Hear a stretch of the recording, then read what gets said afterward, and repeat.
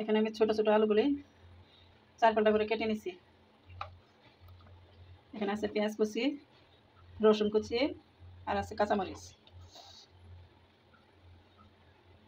এখানে আছে হলুদের গুঁড়া, মরিচের গুঁড়া, ধনিয়ার গুঁড়া, জিরার গুঁড়া আর লবণ, সব দিয়ে দিলাম একসাথে।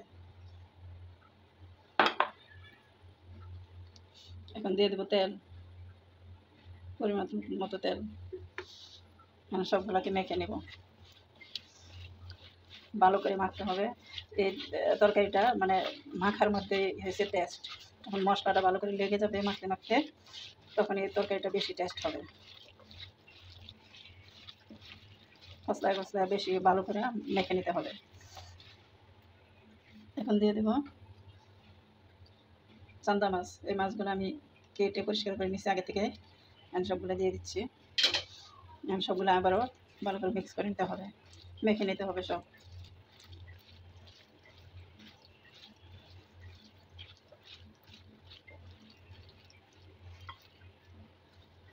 এটা সবগুলো মাখা হয়ে গেছে।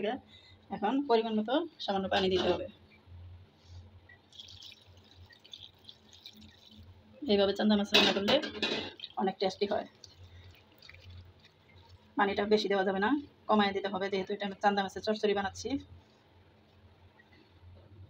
যে পানি দেয় এরকম মাখা মাখা পানিটা রাখতে হবে, বেশি দেওয়া যাবে না। এখন আমি ডেকে দেবো, ডেকে চুলায় বসাই দেবো।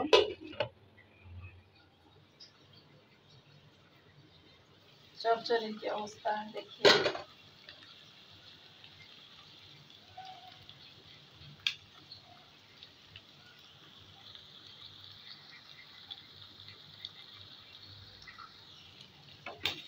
এই যে এটা একদম চচ্চড়ে চচ্চড়ে হবে, পুরা পুরা হয়ে যাবে,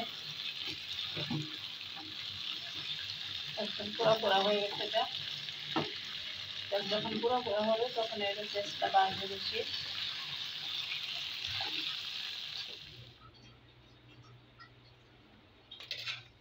চান্দা মাছের চচ্চড়ি খেতে সেই, যেমন কাঁটাগুলা বাছতে যেরকম কষ্ট, খেতে সময় লাগে না, মুহূর্তের মধ্যে শেষ হয়ে যায়।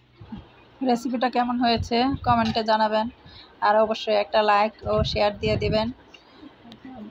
বেল বাটনটা অন করে রাখবেন, সবার আগে নোটিফিকেশন আপনার কাছে চলে যাবে।